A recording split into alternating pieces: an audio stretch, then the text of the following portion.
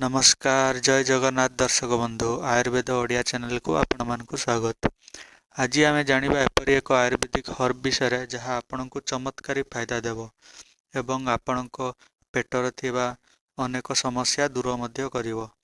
आज आम जानिबा त्रिफला विषय यह खाइबा द्वारा आमको कौन लाभ होता है वो यह आपण केउ समय रे नेले अधिक लाभ होता है ताहा जानिबा।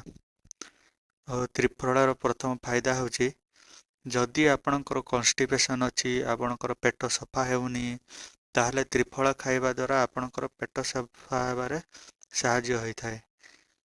द्वितीय फायदा हेउची आपणकर हजम करिवार शक्ति बा डाइजेशन पावर बढ़ाई थाए।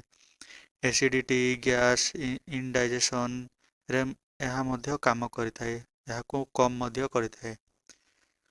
तृतीय फायदा होची त्रिफला आपणकर मुंडर केश बा हेयर पाई मध्य लाभकारी कारण त्रिफलारे आम्ला थाए आउ आम्लारे थाए विटामिन सी जहाँ केश पाई अत्यंत लाभकारी।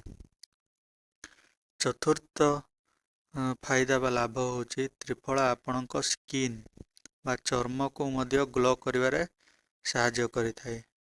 आपणको स्किन बा चर्म रो ग्लो डिपेंड करे आपणको पेट उपरे। जदि आपणको पेट सफा रहिबो ताहले आपण माननको स्किन मध्य ग्लो करिवो। एबे आसंतु जानि नेबा त्रिफला को आमे किपरि व्यवहार करिबा। त्रिफला को नेबार सबुठु भल समय होची रात्रि रे।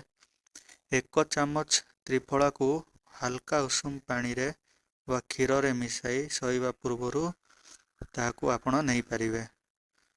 आशा करूछु एई वीडियो द्वारा आपणकर किछि साहाय्य होई पारिथिबो।